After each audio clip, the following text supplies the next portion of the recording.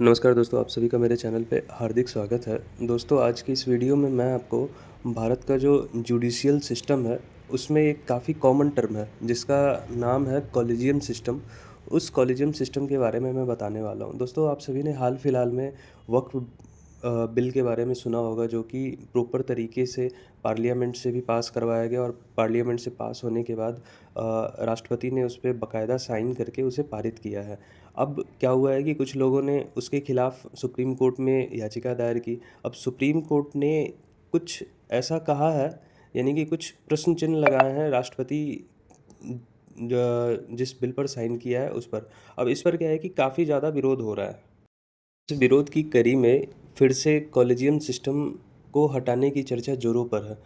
तो इस वीडियो में हम जानेंगे कि कॉलेजियम सिस्टम आखिर है क्या और ये कैसे कार्य करता है।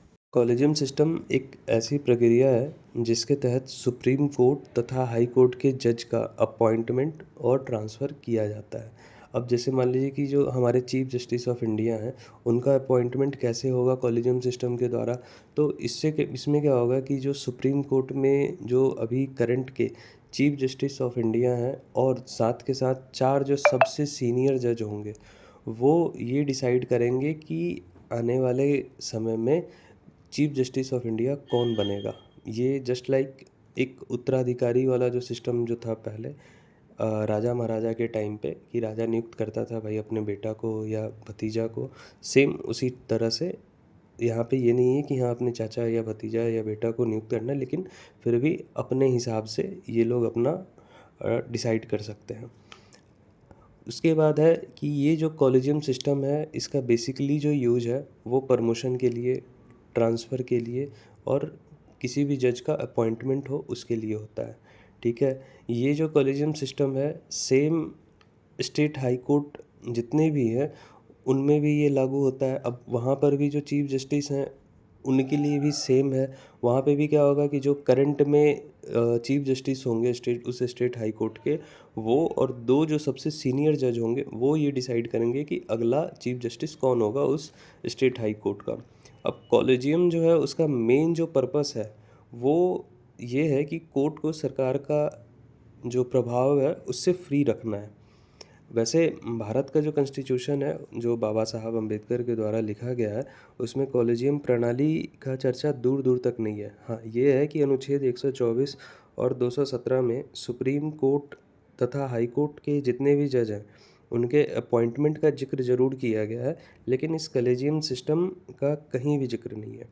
इस सिस्टम में गवर्नमेंट का कुछ भी नहीं चलता। वो बस इतना ही है कि अगर ये जो कॉलेजियम सिस्टम अगर गवर्नमेंट को दे दिया कि भाई ये लो नाम और इसका फ़ैसला आप मतलब आप इसका न्यूज़ में बताओ कि हाँ भाई ये अगले चीफ जस्टिस होंगे, बस इतना ही है। हाँ, बस इतना सा रोल है कि एक छोटा-सा वेरिफ़िकेशन करवा सकता है कि हाँ वो बंदा कैसा है, नहीं है, बस। उसके अलावा और कुछ नहीं चलता है गवर्नमेंट का।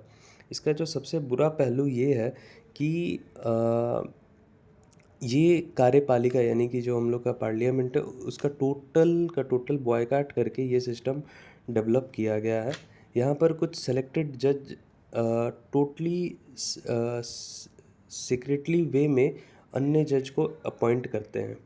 ये किसी भी एडमिनिस्ट्रेशन सिस्टम जो भी है, इसको कुछ नहीं मानते हैं।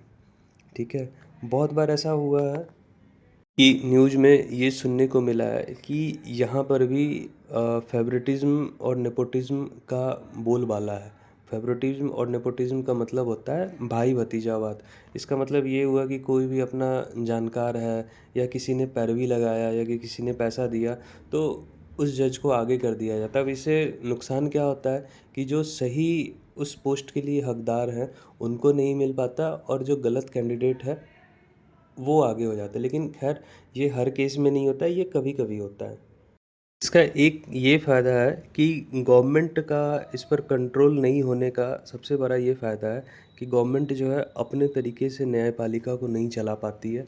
उससे ये होता है कि अगर कोई भी गवर्नमेंट अगर अपने तरीक़ा से अगर न्यायपालिका को चला रही है, तो डेफ़िनेटली वो अपने विरोधी के लिए फिर काल बन जाएगा।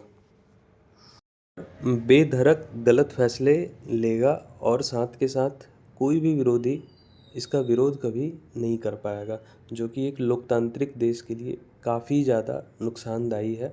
लेकिन फिर भी कॉलेजियन सिस्टम की जो बुराई है, उसे ख़त्म करनी चाहिए।